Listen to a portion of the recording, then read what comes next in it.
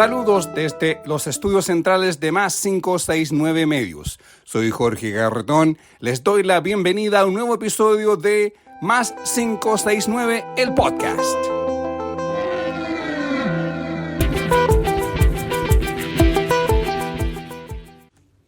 Bienvenidos a un nuevo episodio de Más 569, el podcast. Soy Jorge Garretón para hoy, lunes 2 de junio. Llegamos ya a la mitad del año. Les recuerdo que estamos presentes en Spotify y en YouTube para crecer y desarrollar este proyecto mediático. Los invito no solo a escuchar, sino que también dar like en YouTube junto con suscribirse y en Spotify a seleccionar y pinchar el símbolo más para seguir avanzando.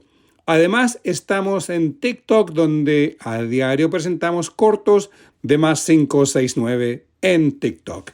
Menos de 3 minutos y a diario. Vamos a la cuenta pública del presidente Gabriel Boric, hecha el día de ayer, domingo 1 de junio, como indica la ley. Podemos decir que es una cuenta pública o fue una cuenta pública de muy alto nivel político.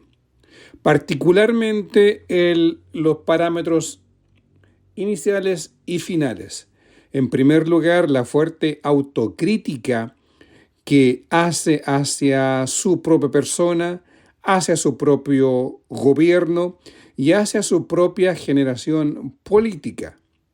El tema de la comprensión lectora, y no quiero entrar en el análisis de discurso y los teóricos que lo avalan, sí podemos decir que hay una fuerte autocrítica que no solamente le llega a él, sino que también a toda una generación que se dio a conocer del 2010 en adelante, con las luchas por el fin al CAE y en las universidades, y previamente cuando fueron pingüinos. Hubo mucho que aprender pensando en que lo sabían todo. No sopesaron el peso real de gobernar, el peso real de tener que dirigir una nación, administrar un Estado y su gobierno y sus agencias y sus servicios. Todo se tuvo que aprender. Y además tenemos que recordar que fue un gobierno que estuvo 6 meses parado, no solamente ensimismado en tratando de aprender, sino que esperando el resultado de la primera constituyente constitucional, y el resultado negativo. Y el siguiente punto, que para poder gobernar, y ese es el duro aprendizaje de esta generación, que para poder gobernar hay que generar consenso. Y eso es lo fundamental que se debe hacer para poder gobernar en cualquier país. Generar consenso para que de alguna u otra forma se pueda legislar. Y se legisló y se logró avanzar. Vamos a algunas de las autocríticas que se hace el presidente Gabriel Boric. Por cuarta y última vez, vengo a dar cuenta al país de los avances y desafíos de mi gobierno. ¿Cómo poder valorar los logros alcanzados sin caer en la autocomplacencia? Reconocer los tropiezos y errores sin ser derrotista. Asumir los cambios de timón cuando fue necesario hacerlos e identificar los desafíos pendientes con decisión, pero sin voluntarismo. ¿Cómo poder ponderar los cambios de Chile y el mundo entero en estos años y el rol que el gobierno ha jugado en ellos? Estas son preguntas que me hacía mientras preparaba esta cuenta. Son preguntas difíciles, sin duda, pero quiero que sepan que los principios con los que abordaré mis respuestas son claros y sencillos. Con humildad, con firmeza y con honestidad. Asumimos el gobierno después de una de las movilizaciones más grandes de la historia reciente de Chile. Claro, el estallido social fue un elemento gravitante el 2019 que tiene repercusiones hasta el día de hoy, particularmente si recorremos las ciudades como Santiago, como Valparaíso. Valparaíso es una ciudad que está completamente destruida, completamente en estado de decadencia absoluta. El centro de Viña del Mar de a poco se está levantando. En Concepción, el centro cívico, que sería alrededor de la plaza, calle Barros Arana, también mucho rayado. Los negocios todavía mantienen sus fachadas con metales, lo mismo los bancos, y esto se da en Santiago, se da en Concepción, se da en Valparaíso. Valparaíso realmente es deplorable, y otras ciudades también. El daño causado por el estallido social, que fue un grito desesperado de una nación que no fue entendido, que no fue galvanizado, que no fue propiamente dirigido por los partidos políticos, sino que todo lo contrario, fue tomado por un mundo anárquico que de alguna u otra forma logró llevar adelante una coalición informal que les permitió coordinarse y llegar hasta la primera constituyente como parte de la lista del pueblo, y ahí está el resultado. Una constitución que fue sencillamente, se pedía todo, que eran todos los animales, la flora y la fauna sintiente, que éramos un estado plurinacional, que en el fondo, por ejemplo, también el rodeo. Después tuvimos la pandemia que nos embargó a cada una de nosotros a vivir 4 paredes en nuestra casa, aislado de la sociedad. Y cuando salimos, ¿qué ocurrió? Hubo un desbande. Por lo tanto, un doble desbande dentro de nuestro país. Violencia que no habíamos visto nunca en Chile, que se fue avanzando y ahondando, pero que de alguna otra forma se ha controlado ya estos últimos años. El tema es dar el siguiente paso de levantar la cabeza y avanzar. Y aquí viene el segundo elemento de la autocrítica del presidente Boric. El estallido social del 2019 fue la expresión de un legítimo malestar acumulado en el marco de un proceso de modernización acelerado de nuestra sociedad, que expresó en esos meses todas sus contradicciones. Hubo episodios de violencia inaceptables que no pueden ser justificados, como la quema del metro, la destrucción de patrimonio público y privado y la agresión a carabineros. Y como respuesta por parte del Estado se cometieron graves e inexcusables violaciones a los derechos humanos, incluso con resultado de muerte y lesiones gravísimas, muchas de las cuales aún esperan justicia. Mucho se ha discutido sobre el significado de estos eventos, pero si hay algo que no se puede negar, es que la gran mayoría de quienes participaron en las manifestaciones lo hizo de forma pacífica y con una gran voluntad de cambio. Con el paso del tiempo, quizás no suficiente aún para tener una evaluación histórica, pero sí para sacar aprendizajes, me atrevo a afirmar que los chilenos y chilenas exigieron terminar con los abusos, acceder a más derechos y bienestar y tener una voz protagónica en el devenir de la patria. Y ahí está el problema. Nuestra democracia permite hasta cierto punto la participación ciudadana.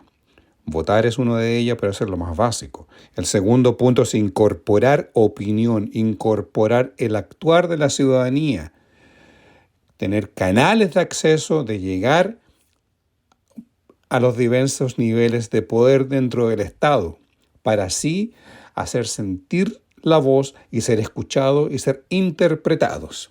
Ese es un elemento de lo que sería de la cuenta política, el primer escalafón de alto nivel político con fuerte autocrítica y particularmente la necesidad de aprender. Y este presidente ha aprendido.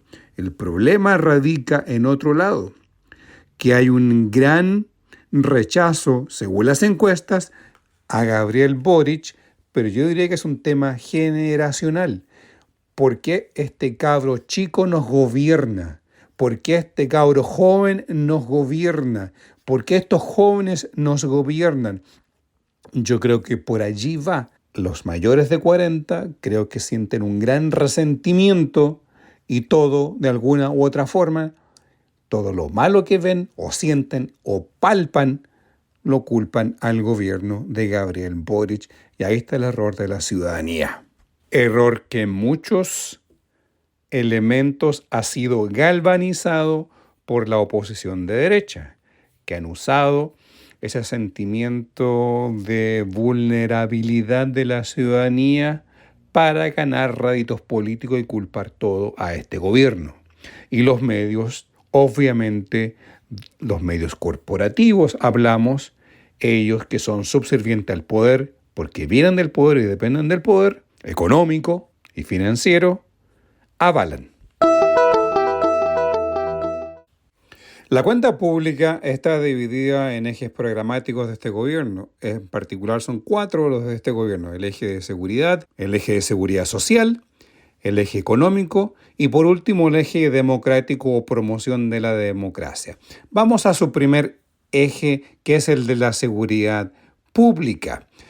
Podemos informar que se creó el Ministerio de Seguridad Pública. Hay disminución fehaciente y estadísticamente comprobable de la disminución de la tasa de homicidios, gracias al trabajo sostenido por Carabineros, la PDI, la Fiscalía y las distintas entidades del Estado.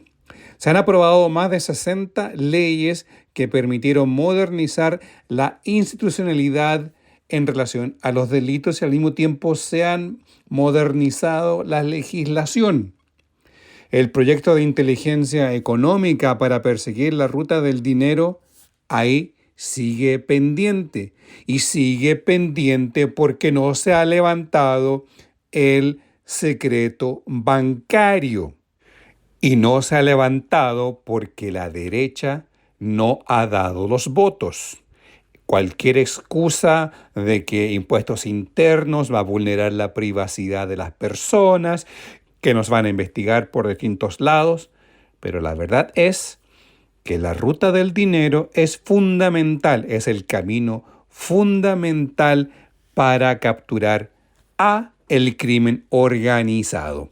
Y si no se levanta el secreto bancario, todas las acciones de la Fiscalía, todas las acciones de las policías serán muy buen esfuerzo, pero no se llegará al fondo, que es controlar el dinero.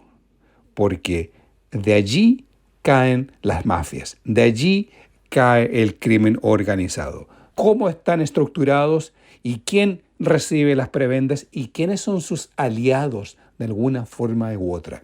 Por lo tanto, si la derecha no da los votos, ya saben que el tema de la seguridad pública no es un tema de interés para ellos, sino que es un tema netamente de politiquería barata. Porque es urgente perseguir la ruta del dinero del crimen organizado y permitir que se levante el secreto bancario.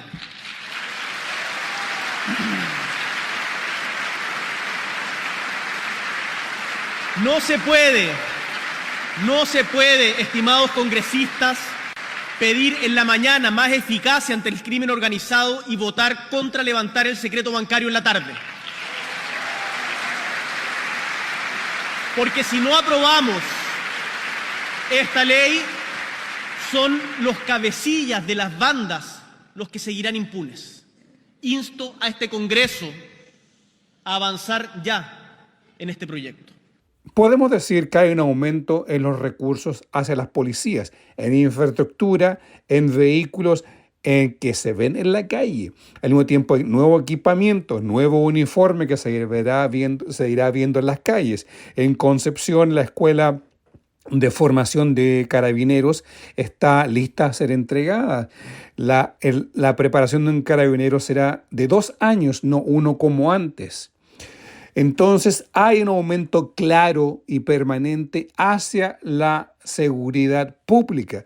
Se han destruido más de 67,000 armas, que es el 30% a las armas destruidas entre el año 1990 y 2024. Siguiendo con la seguridad ciudadana, Mayor control de la migración irregular, que ha caído un 45% en base a lo que era el año 2022. Ley integral contra la violencia contra la mujer, plan de calle sin violencia, que es altamente criticado, pero que sí funciona. Un nuevo plan de infraestructura penitenciaria, se va a construir una nueva cárcel en Santiago de alta seguridad, la cárcel que se está construyendo en Atacama, particularmente ese mismo lugar donde la señora Matei dijo que iba ella a construir una cárcel en caso de ser presidente de la República. Bueno, ella estaba instalada en el lugar donde se va a construir y están todos los permisos, están todos los dineros, está todo entregado para iniciar la construcción. Entonces esta señora está equivocada. Además, un plan de seguridad nacional pase a las municipalidades. Y en el tema también Boric concluye este elemento diciendo que como ciudadanía, como país, vamos a ganarle la gallo o la pelea a la delincuencia. El crimen y la inseguridad son hoy la principal preocupación de los chilenos. Este es un fenómeno mundial del cual nuestro país no está exento y hemos actuado en consecuencia. El 2021 estábamos ante una tendencia que era preocupante. Un aumento sostenido de homicidios y delitos violentos como encerronas, portonazos y balaceras. Esto acompañado con un creciente control territorial de bandas de crimen organizado y una frontera que tenía un débil control migratorio ante la migración irregular. Hemos logrado romper la curva de la tasa de homicidios al alza que venía hace años en ascenso, con un trabajo serio y sostenido de Carabineros, de la PDI, de la Fiscalía, de los gobiernos regionales y de los municipios, a todos a quienes agradezco. Pero el Estado no está para buscar excusas ni solazarse, sino para dar soluciones. Porque quiero decirles, chilenos y chilenas, que no permitiremos jamás que se normalice la delincuencia, sea del carácter que sea. Ante quienes afirman irresponsablemente que Chile está de rodillas frente a la delincuencia o que Chile se cae a pedazos, yo respondo que se equivocan, que Chile está de pie peleando palmo a palmo contra quienes quieren arrebatarnos el derecho de vivir en paz. Y vamos a ganar esa batalla. Y se está ganando esa batalla. Vamos al segundo eje, que es la seguridad social. En el trabajo se han creado cerca de 600.000 nuevos empleos. El sueldo mínimo partió en 350 y fue aprobado ahora recientemente a 539.000 pesos el sueldo mínimo, el mayor alza en décadas, según se informa. Está la reducción laboral a 40 horas, la ley de conciliación laboral y familiar para trabajadoras y trabajadores que son cuidadores de menores o personas con discapacidad. Está pendiente el proyecto de Sala Cuna Universal para Chile, que le permitiría al mismo tiempo a las madres y a los padres dejar de forma segura sus hijos recién nacidos. Y eso debe ser universal. Se habla de la falta de natalidad. Ese es un camino o una legislación que va en favor de la familia, en favor de aquellos que pueden o desean tener hijos. Las pensiones. Se aprobó la ley que aumenta la PGU a 250.000 pesos mensuales, que parte con personas de mayor de 82 años y en forma gradual irá avanzando. El plan de emergencia de vivienda habitacional. Ya se han terminado más de 200.000 viviendas. El compromiso de este gobierno era 250.000 viviendas. En salud está obviamente el copago cero en FONASA. Se está inmunizando a todo niño, a todo recién nacido contra el virus sincicial. El invierno 2024 hubo 0 muertes de menores durante ese año. Y un elemento que es acabar con la ilegalidad de la penalización del aborto. hemos ingresado a este Congreso un proyecto de ley que termina con la ilegalidad y la penalización del aborto. Por demasiado tiempo, se ha tratado a mujeres que abortan como criminales. Son miles de mujeres al año, aunque no las quieran ver, y se les ha obligado a la clandestinidad. Son muy pocas las que tienen los recursos y contactos para poder hacerlo de manera segura. Y la gran mayoría camina por la cornisa sin saber si lo que pagaron a escondidas va a resultar o si deberán enfrentar dolores, urgencias y hasta poner en riesgo su propia vida. Temen desangrarse y muchas llegan de todas formas a urgencias venciendo el miedo. Lo que le quiero pedir a este Congreso, que en la tremenda diversidad de opiniones sobre la propuesta de legalizar el aborto con plazo que hemos ingresado, no se nieguen a la discusión. Esta diversidad que se expresa hoy día en el Parlamento tiene que analizarse de manera civilizada, discutiendo, no vetando la discusión y no negándole el derecho de las mujeres a decidir.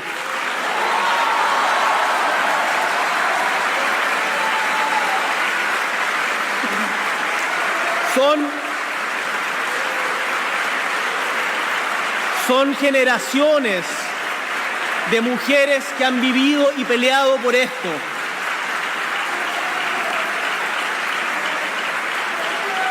Lo que les pido es que no les nieguen el debate democrático como ciudadanas plenas capaces de decidir. No neguemos el debate democrático. Del eje 2, que es la seguridad social, pasemos al eje 3, que tiene que ver con la economía, o lo que se llama la seguridad económica. Sabemos que está el royalty minero, que fue aprobado a principios de este gobierno, que está beneficiando a 308 comunas a la ley del país. Al mismo tiempo, se están desarrollando reformas al concepto de la permisología, que es un tema que hay que abordar y lograr coordinar, de que el Estado empiece a conversar en cada elemento uno con el otro. Está el tema de la Estrategia Nacional del Litio y la facultad de Codelco y de ENAMI para poder explotar el litio. Chile es un país minero y es la espalda, solidez que le da a la economía chilena la gran minería y también la pequeña y mediana. Chile es un país, ha sido y será un país minero. Y por eso la Estrategia Nacional del Litio constituye un hito histórico para el país, porque estamos construyendo un nuevo sueldo para Chile. Porque en Chile tenemos las mejores y mayores reservas de litio del mundo y le hemos dado al Estado un rol fundamental en esta industria. También con protección medioambiental, con desarrollo científico y tecnológico en torno al litio y los salares. Y les aseguro que dentro de una década vamos a valorar haber seguido este camino, pues traerá consigo un legado de mayor recaudación, empleo y con ello mejor de calidad de vida para los chilenos y chilenas. Y en este sentido estamos trabajando y avanzando para materializar el acuerdo que permite a Codelco, nuestra empresa del cobre estatal, que es motivo de orgullo nacional, participar de manera mayoritaria en la producción del litio en el Salar de Atacama. Así, nuestra empresa estatal se va a convertir en un líder mundial en este mercado, como ya lo es en el cobre. Y el protagonismo de Codelco es bueno para Chile, porque asegura que las riquezas del litio queden en nuestro país y la producción, además, no se vea interrumpida. Estos proyectos, además, van a ocupar nuevas tecnologías de extracción de litio, las que permiten mayor producción y menos impacto en el medio ambiente. Porque, y esto hay que recordarlo a partir de nuestra propia experiencia, no hay estrategia de crecimiento posible si no cambiamos de manera sustantiva la forma en que producimos y el vínculo con las comunidades donde están enclavadas estas industrias. Dentro de la gran minería está el elemento de la transición energética.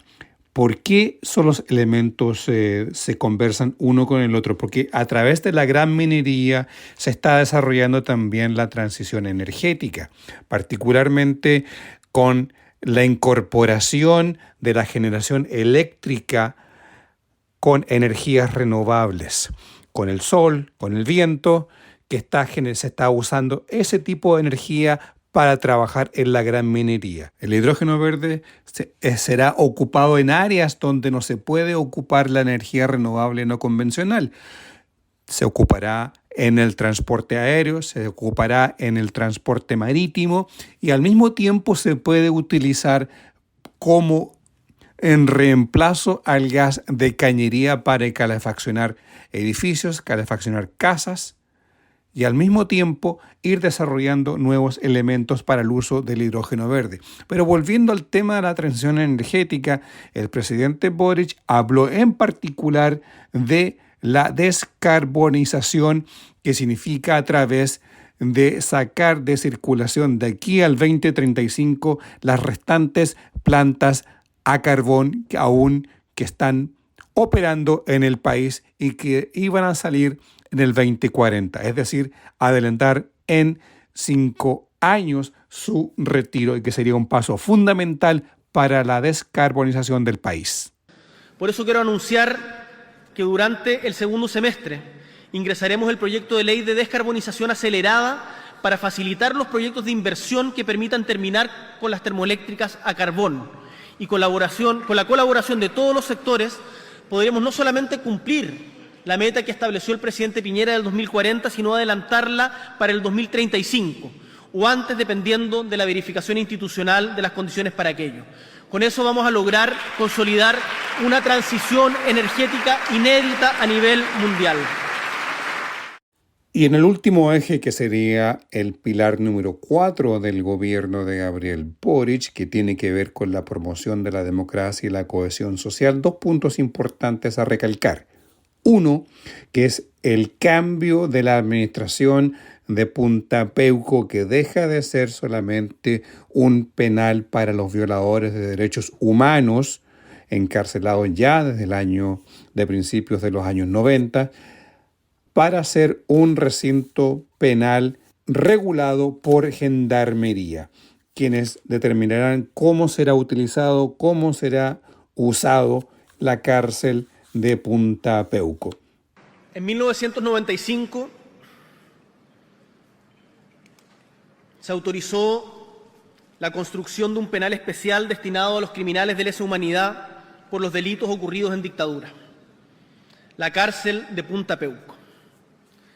Era otro Chile y desde mi punto de vista no existe justificación alguna para ese privilegio. Por tal motivo, he instruido al Ministerio de Justicia y Derechos Humanos modificar el decreto que creó dicho establecimiento, abandonando su condición especial y transformándolo en un penal común que permita segregar a las personas según los requerimientos de Gendarmería, porque no es una medida de justicia, no es solamente de justicia, sino que es también una necesaria gestión de nuestro sistema penitenciario.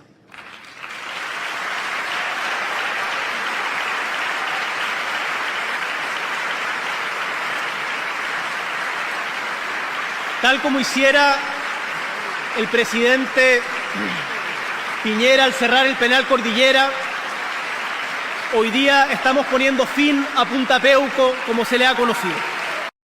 Y para cerrar, el tema más complejo quizás o más mediático de esta cuenta pública del presidente Boric es el tema de Israel y la condena que hace su gobierno, que hace este país en contra del gobierno israelita por la vulneración a los derechos humanos y el genocidio o la política de genocidio contra la población palestina de Gaza y la expansión al mismo tiempo de los asentamientos en Cisjordania.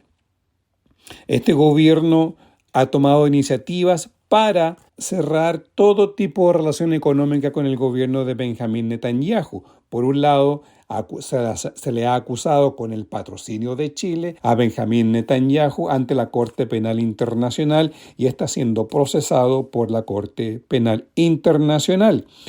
Podemos recordar que Ehud Olmert, el ex general en jefe de la defensa del ejército israelita o la defensa nacional israelita y posteriormente primer ministro, también habla que el gobierno de Benjamín Netanyahu es un gobierno que ha violado los derechos humanos, que ha violado la ley de la guerra y probablemente sería un gobierno que está implementando el genocidio en Gaza. Recordemos que se retiró a los agregados militares y se ordenó a la ministra de Defensa a buscar otros proveedores aparte de Israel para entregar pertrechos militares a nuestras Fuerzas Armadas. Estos mismos principios, los que me han llevado a alzar fuerte la voz contra el genocidio y la limpieza étnica que el gobierno de Israel está cometiendo sobre el pueblo palestino. No nos olvidemos ni dejemos de sentir ese dolor que es humano, tal como nosotros. Estamos lejos, pero es un dolor humano. Por eso llamé a consultas a nuestro embajador en Israel. He instruido el retiro de nuestros agregados militares de dicho país. Suspendimos la participación de Israel en la tradicional Feria Fidae. Intervenimos en la denuncia presentada por Sudáfrica por violaciones a la Convención para la Prevención y Sanción del Delito de Genocidio. Y solicitamos, junto a México y a la Corte Penal Internacional, que investigue los crímenes de guerra y de lesa humanidad cometidos en Gaza. Después de lo cual, en lo que compartimos con varios países, se emitieron órdenes de arresto internacional contra el primer ministro Benjamín Netanyahu y otros altos cargos del gobierno de Israel. Y los invito a todos a no pelear entre pueblos,